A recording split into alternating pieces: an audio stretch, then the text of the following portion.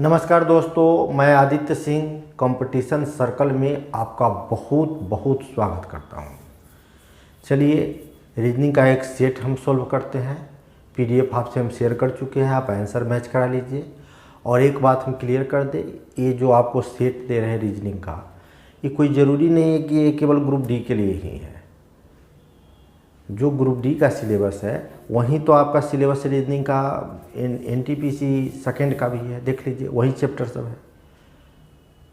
तो ये मान के चलिए कि आपको यही सेट, इस टाइप के सेट आप यदि 10 प्रैक्टिस कर लेते हैं तो चाहे झारखंड एसएससी का एग्ज़ाम हो, चाहे बिहार एसएससी का हो, चाहे ग्रुप डी हो, चाहे एनटीपीसी का CBT 2 हो, आपको हर परिस्थिति में काम करेगा ये। तो चलिए इसको हम सॉल्व करते हैं। क्वेश्चन नंबर फर्स्ट जो है यह लॉजिकल सीक्वेंस से संबंधित है। 4 या 5 शब्द दिया रहेगा, इसको आप एक सिस्टमेटिक रूप से बैठाइए। जैसे परिवार है, समुदाय है, सदस्य है, इलाका है, देश है। तो सबसे छोटा यूनिट को आप पहले लीजिए। सबसे छोटा यूनिट क्या होगा? परिवार, समुदाय, सदस्य। तो आपको सबसे छोटा यूनिट इसमें से लगेगा सदस्य। सबसे पहले क्या लिए? सबसे पहले सदस्य को लीजिए, यानी 3 को, 3 नंबर को लिए। सदस्य सब मिलकर क्या बनता है? परिवार बनता है। यानी कि अब हम 3 के बाद 1 नंबर वाला को लिए। और परिवार सब कई परिवार मिलता है तो क्या बनता है? समुदाय बनता है। तो आप नहीं कहते जाति विशेष इस समुदाय के लोग इस जगह रहते हैं या इस कॉलोनी में रहते हैं। जैसे पंजाबी समुदाय के लोग कहाँ रहते हैं? तो पंजाबी समुदाय है, जैसे कि मान लीजिए धनबाद शहर है, इसमें पंजाबी समुदाय के लोग हुए, तो यह हो गया। उसके बाद हम 2 लिए। अब समुदाय के बाद इलाका हो गया, यानी कि 4, और 4 के बाद 5। सबसे बड़ा यूनिट सबसे बाद में लीजिएगा। तो ऐसा ऑप्शन किस में है? तो बी में है। नंबर 2 जो है यह लेटर सीरीज से संबंधित है। तो इसको देखिए, सबसे पहले इसको कैसे बनाए। तो लेटर सीरीज में का नियम है कि सबसे पहले काउंट कर लीजिए।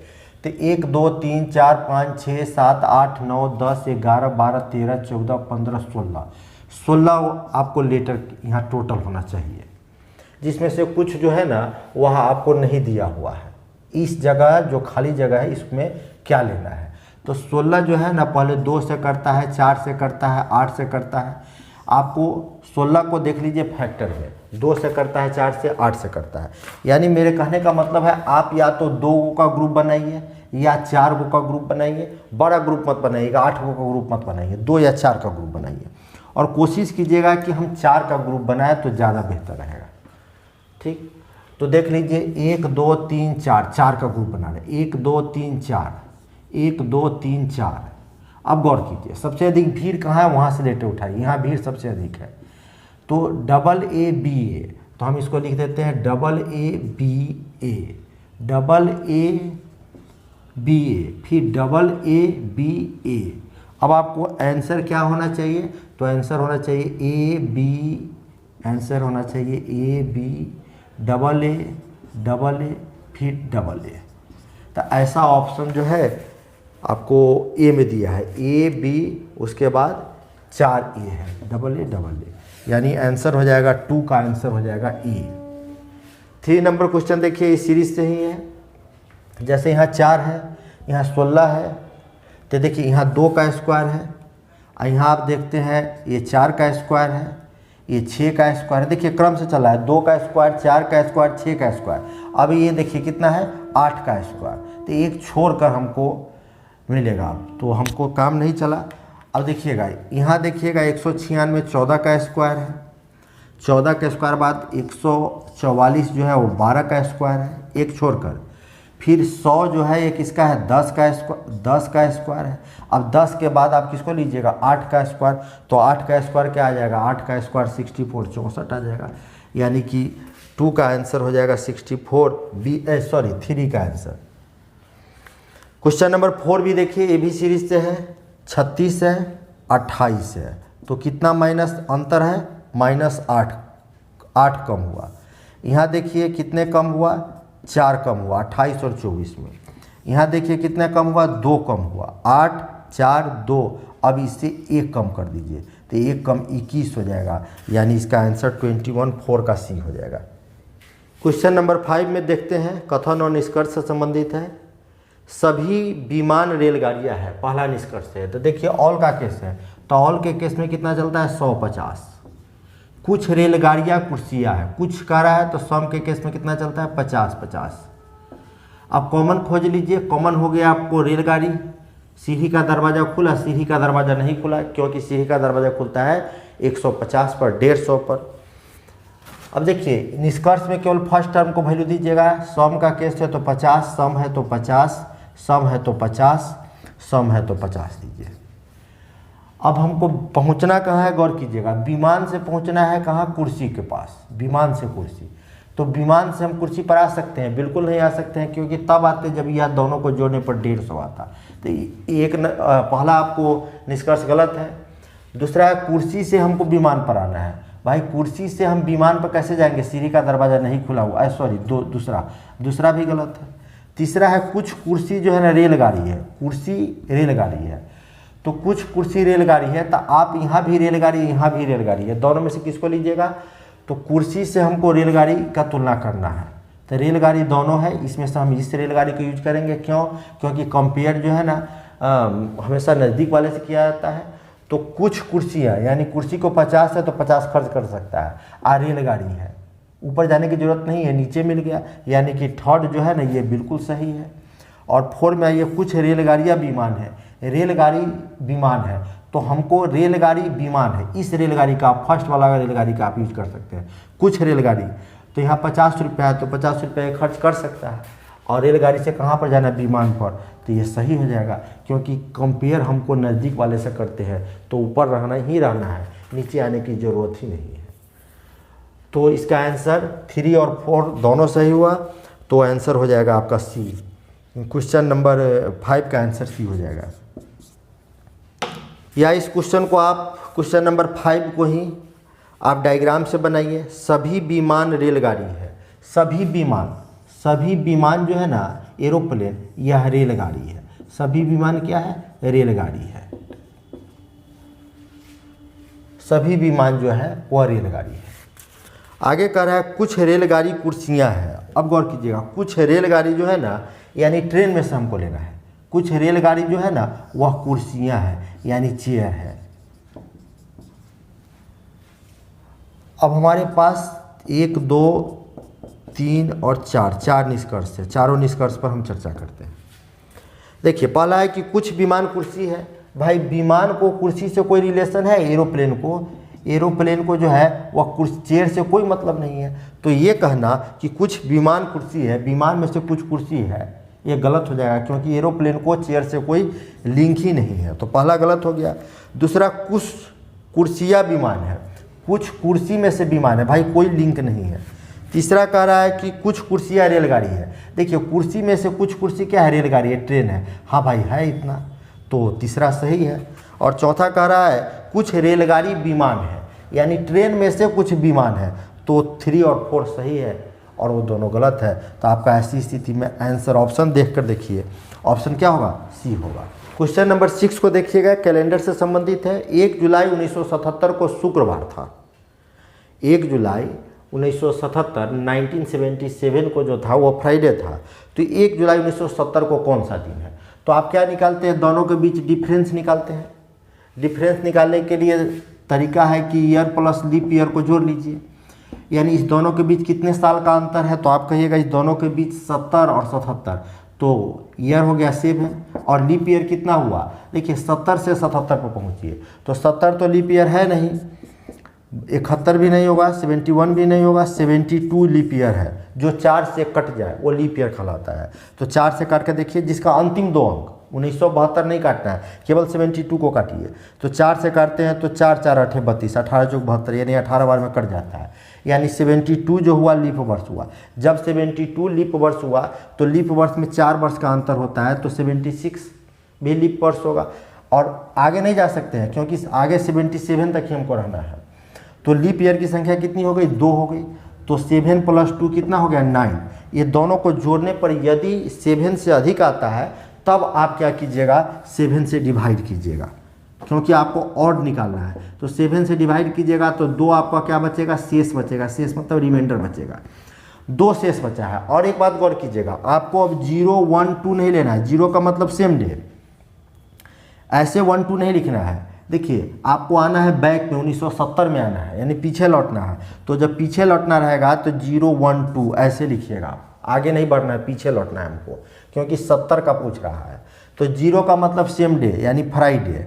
आप फ्राइडे यानी शुक्रवार, शुक्रवार से पहले सोचिए कौन दिन होता है, बृहस्पतिवार। अब बृहस्पतिवार से पहले कौन दिन होता है, तो बुधवार। तो इसका आंसर कौन दिन हो जाएगा, बुधवार हो जाएगा।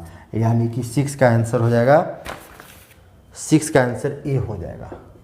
एक्स और वाई भाई भाई है। एक्स और वाई जो है ना, ये दोनों जो है ना, ये भाई भाई है। यानी एक्स भाई है वाई का और वाई भाई है एक्स का। ठीक, आर वाई का पिता है। गौर कीजिएगा, क्वेश्चन कह रहा है कि आर जो है ना वह पिता है। आर किसका पिता है, वाई का। तो जब दोनों भाई हैं तो जो वाई के पिता होंगे वही एक्स का पिता होंगे। ठीक, तो आर जो हो जाएंगे पिता हो गए, किसके पिता हो गए, तो आप कहिएगा एक्स वाई दोनों के पिता हो गए। आर पिता हो गए वाई का भी और एक्स का भी। अब यहाँ गौर कीजिएगा, कह रहा है कि एस टी का भाई है। एस जो है ना वह भाई है, किसका भाई है, टी का। एस भाई है टी का। तो यहाँ क्लियर है कि एस भाई है टी का, यानी भाई कहने का मतलब मेल फीमेल क्लियर हो गया। और टी का मेल फीमेल क्लियर नहीं है अभी। ये हो सकता है कि दोनों भाई भाई हो, या ये भी हो सकता है कि एस टी जो है ना वो बहन हो। भाई बहन, जो बहन यदि टी होगी तो आप भाई जो होता है वो अपनी बहन का भी होता है, भाई का भी भाई होता है। तो हो सकता है, अभी क्लियर नहीं है टी के बारे में। तो कह रहा है टी का आर से क्या रिलेशन है। एस टी का भाई है, एस भाई है टी का और एक्स का मामा है।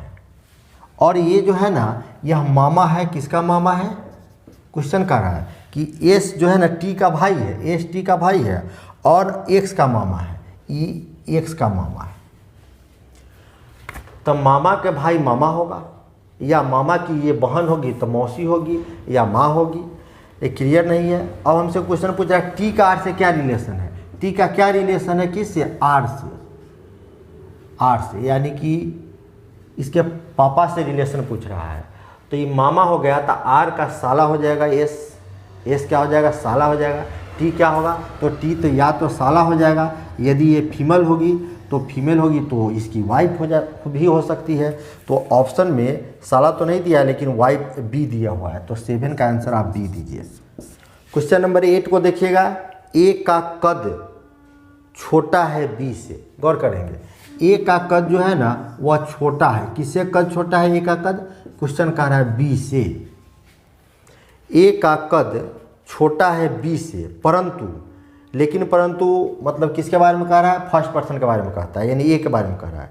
परंतु सी से लंबा है, यानी ये सी से लंबा है।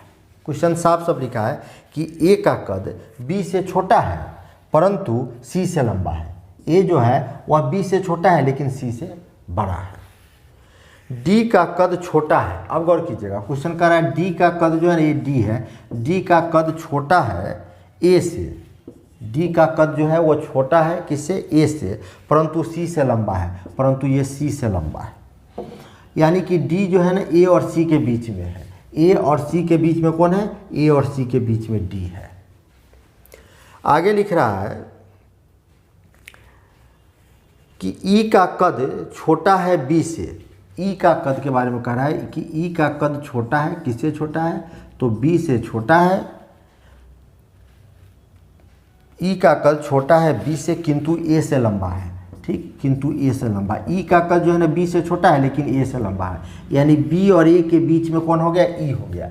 बी और ए के बीच में, बी और ई के ए के बीच में कौन है, तो ई है। अब पूछता है सबसे छोटा कद किसका है, तो सबसे छोटा कद किसका है, देख लीजिए, सबसे छोटा कद हो गया सी का। क्वेश्चन नंबर 9 पर गौर कीजिएगा। बाबू रहीम का पड़ोसी है। बाबू जो है वह किसका पड़ोसी है, रहीम का। मान लेते हैं कि रहीम का घर यहाँ पर है, जहाँ डॉट दिए हैं, रहीम का घर है। बाबू जो है रहीम का पड़ोसी है और उसका मकान पश्चिमोत्तर दिशा में है। पश्चिमोत्तरी दिशा का मतलब नॉर्थ वेस्ट। ठीक, तो बाबू का घर जो है ना रहीम से नॉर्थ वेस्ट में है, तो नॉर्थ ए हो गया, नॉर्थ वेस्ट, यानी इसके बीचों बीच से निकलेगा तो ये घर किसका हो जाएगा? बाबू का घर हो गया। क्वेश्चन कह रहा है कि बाबू का घर जो है ना रहीम के नॉर्थ वेस्ट में है, कितना दूरी पर है? तो 200 मीटर की दूरी पर। ये दूरी हो गया 200 मीटर। अब गौर कीजिएगा, देखिए आपको जब भी डायरेक्शन पता करना होगा तो आप प्लस के चिन्ह दे दीजिएगा और आप नॉर्थ वेस्ट निकालना है, यानी दोनों के बीचों बीच से जाएगा। अब आगे कह रहा है कि जोसेफ रहीम का पड़ोसी है। जोसेफ जो है वो रहीम का पड़ोसी है और उसका मकान दक्षिण पश्चिम दिशा में है। देखिए दक्षिण पश्चिम दिशा में, ये हो गया दक्षिण पश्चिम दिशा कह रहा है, यानी साउथ वेस्ट में। साउथ वेस्ट में किसका घर है? जोसेफ का घर है। तो साउथ वेस्ट में जोसेफ का घर आ गया। जोसेफ का घर आ गया साउथ वेस्ट में। कितना? 200 मीटर साउथ वेस्ट में। कह रहा है जोसेफ रहीम का पड़ोसी है और उसका मकान दक्षिण पश्चिम दिशा में, यानी साउथ वेस्ट दिशा में 200 मीटर की दूरी पर है। गोपाल जोसेफ का पड़ोसी है। अब गोपाल के बारे में बात कर रहा है। गोपाल जो है वो जोसेफ का पड़ोसी है और वह कहने का मतलब गोपाल दक्षिण पूर्व यानी साउथ ईस्ट। देखिए इसको साउथ ईस्ट, इसके बीचों बीच से निकलना है। साउथ ईस्ट डायरेक्शन जब भी निकालना हो प्लस का चिन्ह लगा लीजिए, डायरेक्शन आपको मिल जाएगा। तो यहाँ किसका घर हो गया? यहाँ घर हो गया गोपाल जी का। कितने मीटर की दूरी है? 200 मीटर की दूरी है। ठीक। अब कह रहा है राय गोपाल का पड़ोसी है और उसका मकान। अब राय के बारे में चर्चा कर रहा है, गोपाल से तुलना करेगा, इसलिए गोपाल का घर जहाँ है वहाँ प्लस दे दीजिए। अब यहाँ पे सोचिएगा, राय गोपाल का पड़ोसी है और उसका मकान पूर्वोत्तर का मतलब होता है नॉर्थ ईस्ट दिशा में किसका घर है? राय का घर है। तो नॉर्थ ईस्ट इसके बीचों बीच से निकल जाएगा, तो राय का घर हो गया। ये राय का घर हो गया। मीटर दूरी दिया हुआ है 200 मीटर। अब हमसे क्वेश्चन पूछ रहा है कि राय का मकान बाबू के मकान से किस दिशा में है? राय का मकान जो है वह बाबू के मकान से किस दिशा में? देखिए बाबू का मकान यहाँ है, अब बाबू का मकान से किस दिशा में है पूछ रहा है, तो इसको आप बोलिएगा ईस्ट और इसको साउथ। तो आप यहाँ पर आने के लिए साउथ ईस्ट, इसको थोड़ा कम ही रखेंगे, तो यह दिशा क्या हो जाएगा? यहाँ पर आने के लिए साउथ ईस्ट दिशा बोलिएगा। तो साउथ ईस्ट जो है वह ऑप्शन ए में है, यानी 9 का ऑप्शन ए हो जाएगा। क्वेश्चन नंबर 10 पर गौर कीजिएगा। एक फोटो की ओर संकेत करते हुए अरुण ने कहा, संकेत मतलब इशारा करते हुए, एक फोटो है, किसका फोटो है हमको मालूम नहीं है, उसकी तरफ इशारा करते हुए अरुण कह रहा है कि वह मतलब कहने का मतलब ये फोटो मेरे बेटे की पत्नी, अपने ऊपर सोचिएगा, मेरे बेटे की पत्नी कौन हो जाएगी? मेरे बेटे की पत्नी मेरी बहू हो जाएगी। गौर कीजिएगा, की बेटी, मेरी बहू की बेटी, बहू की बेटी यानी मेरी पोती की माँ है, मेरी पोती की माँ है, तो मेरी पोती की माँ कौन लगेगी? अपने ऊपर सोचिए, आपके पोती की माँ कौन लगेगी? तो आपकी बहू लगेगी। अब क्वेश्चन पूछ रहा है कि फोटो क्वेश्चन हमसे पूछ रहा है कि अरुण का उस महिला से क्या रिश्ता है? अरुण का क्या रिश्ता है? तो अरुण पर व्हाट लगा है, तो अरुण क्या हो जाएगा? अरुण ससुर हो जाएगा। तो ऐसा ऑप्शन में है, ससुर है, सी ऑप्शन में, यानी 10 का आंसर सी हो जाएगा। गौर कीजिएगा क्वेश्चन नंबर 11 में नीचे एक कथन दिया गया है, उसके पश्चात कुछ मान्यताएं दी गई है। आपको निर्णय करना है कथन से कौन सी मान्यता स्पष्ट रूप से निकलती है। कथन क्या है? समारोह 3 बजे अपराह्न शुरू होगा, यानी 3 बजे शाम में शुरू होगा। आपको 3 बजे से पहले अपनी सीट ग्रहण कर लेनी है। अपने सीट तक 3 बजे से पहले लिखा हुआ है, आपको पहुंच जाना है। तो मान्यता है यदि आमंत्रित व्यक्ति 3 बजे से पहले अपनी सीट पर नहीं आते हैं तो समारोह आरंभ नहीं होगा। पहला निष्कर्ष कर रहा है कि यदि आप 3 बजे तक नहीं पहुंचिएगा, मान्यता है यदि आप 3 बजे तक नहीं पहुंचिएगा तो समारोह आरंभ नहीं होगा। किसी के पहुंचने या न पहुंचने से समारोह थोड़ी रोका जाएगा। तो पहला बिल्कुल गलत है, ऐसा स्टेटमेंट में कहा ही नहीं गया है। दूसरा कह रहा है समारोह अपने सूची के हिसाब से आरंभ होगा, बिल्कुल ऐसा ही लिखा गया है कि समारोह 3 बजे से आरंभ होगा, यानी अपने समय सारणी जो है उससे शुरू होगा। तो फर्स्ट गलत है, सेकंड सही है, यानी आंसर आप क्या दीजिएगा? 11 का आंसर डी होगा। 12 को देखते हैं। डिवाइड और इजिकल टू को गौर कीजिएगा, 2 और 3 को परस्पर बदल दिया जाए। जहाँ पर डिवाइड लिखा हुआ है उसको आप इजिकल टू में बदल दीजिए, और जहाँ 2 लिखा है उसको 3 में बदल दीजिए। जहाँ 3 लिखा है उसको 2 में, परस्पर मतलब एक दूसरे से बदल देना है। तो निम्नलिखित में कौन सा समीकरण सही होगा?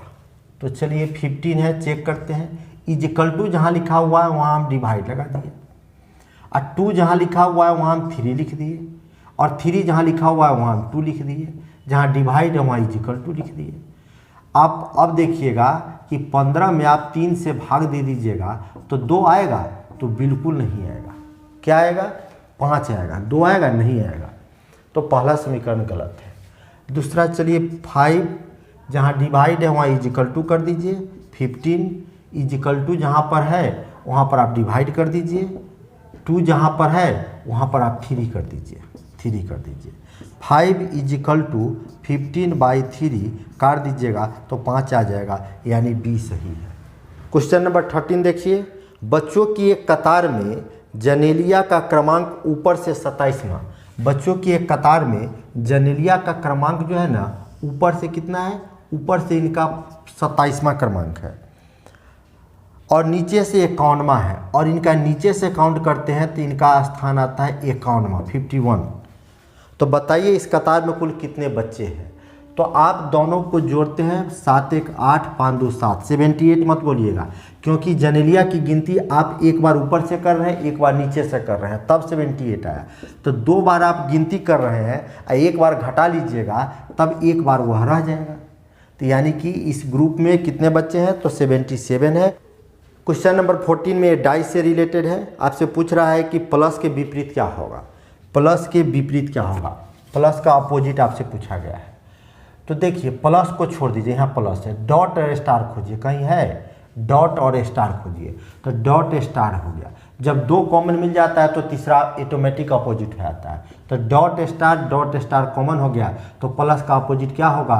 तो प्लस का अपोजिट स्क्वायर वर्ग होगा, यानी कि 14 का आंसर हो जाएगा आपका, 14 का आंसर डी है।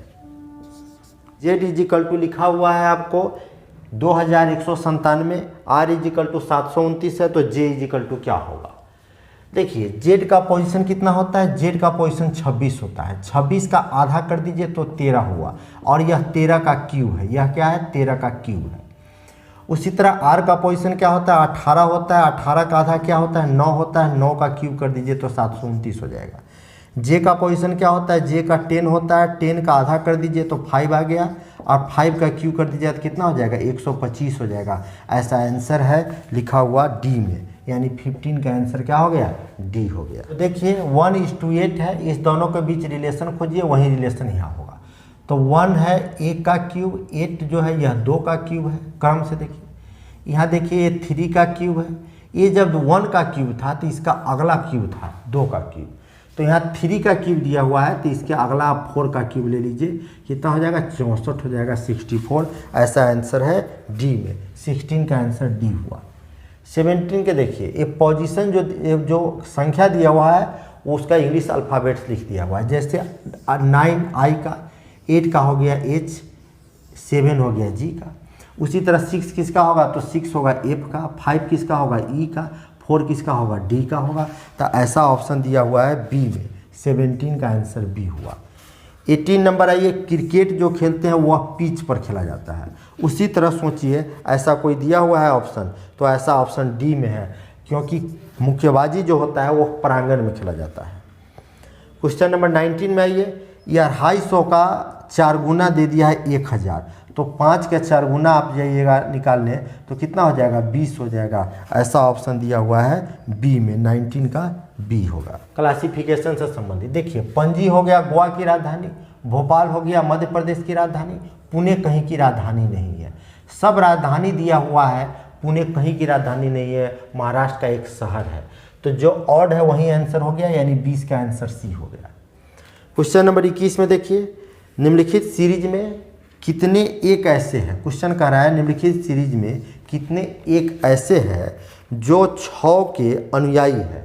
यानी एक जो है ना, यह 6 के अनुयायी यानी पीछे चलने वाले, 6 के पीछे चलने वाले हैं, अनुयायी है, किंतु उसके पहले 9 नहीं है, यानी इसके पहले 9 जो है ना 9 नहीं आना चाहिए।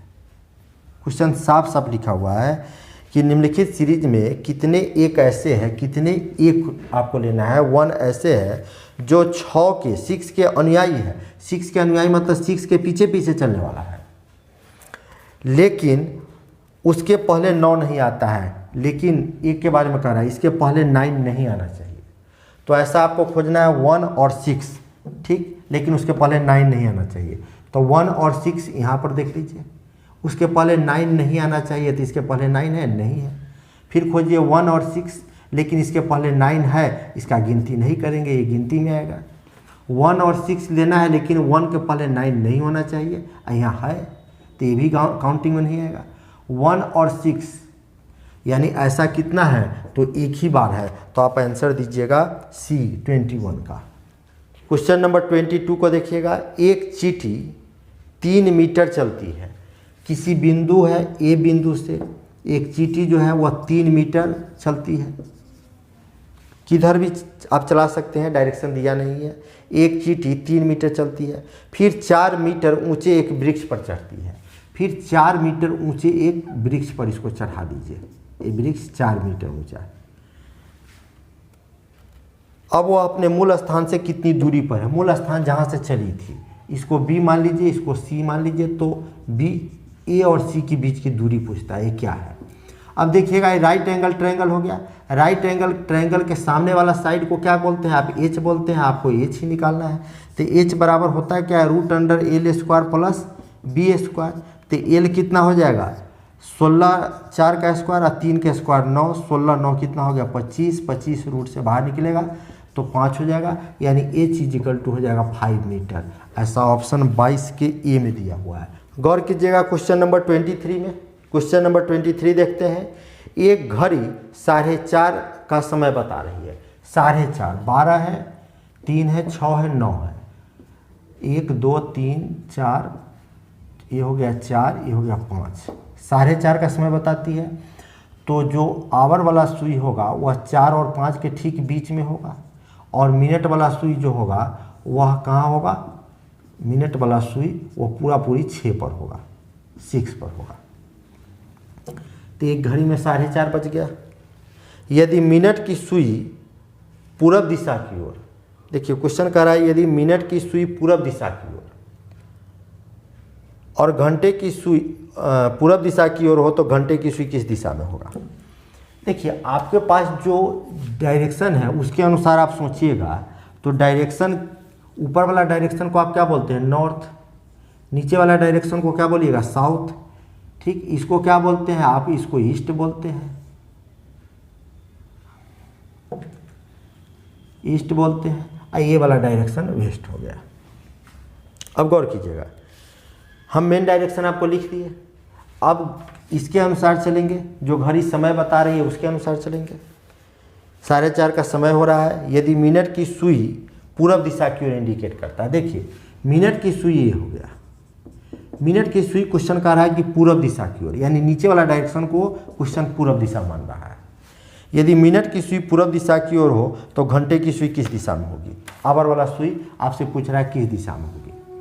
क्वेश्चन के अनुसार मिनट की सुई पूरब दिशा में है। पूरब दिशा कहने का मतलब कि इसको पूरब दिशा मान रही है। मिनट का सुई देख लीजिए भाई, इसको पूरब दिशा मान रही है, जबकि है साउथ।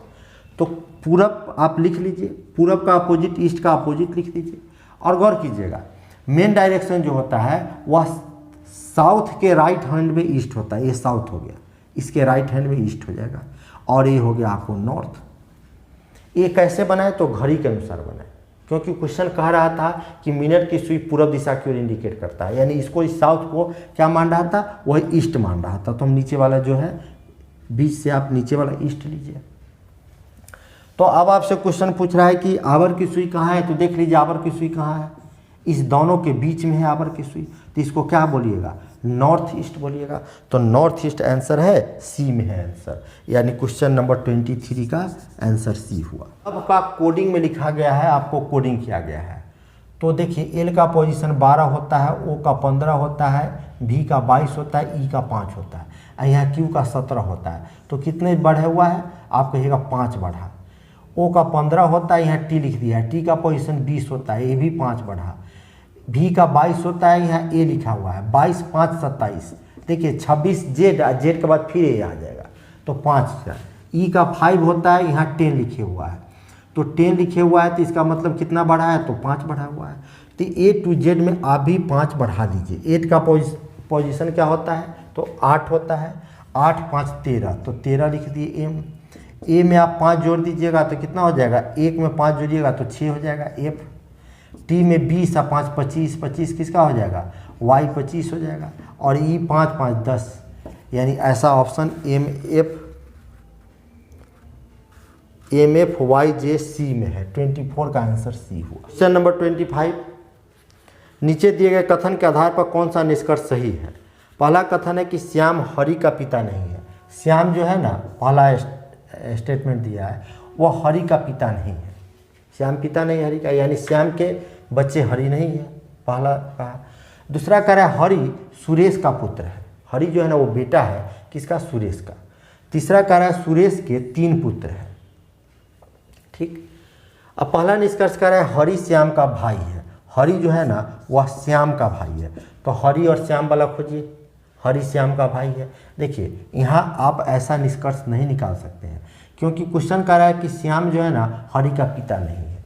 तो पिता नहीं है तो आप भाई थोड़ी कर सकते हैं, तो ये रिलेशन गलत हो गया, ये आंसर गलत हो गया। दूसरा कह रहा है कि सुरेश हरि का पिता है। अब सुरेश और हरि वाला खोजिए। सुरेश जो है ना वह पिता है, किसका पिता है, हरि का। तो क्वेश्चन यहाँ तो कह रहा है कि सुरेश, हरि जो है ना वह सुरेश का पुत्र है। हरि जो है ना पुत्र है, हरि क्या है, पुत्र है। किसका पुत्र है, तो सुरेश का है। तो ये क्वेश्चन तो कह रहा है कि सुरेश जो है ना हरि का पिता है। उसी बात को उलट कर कह दिया कि सुरेश, देखिए सुरेश का पुत्र है, यानी सुरेश जो है ना पिता है, किसका पिता है, हरि का। वहीं तो आपका सेकेंड वाला बी आंसर कर रहा है, तो बी आंसर सही है 25 का।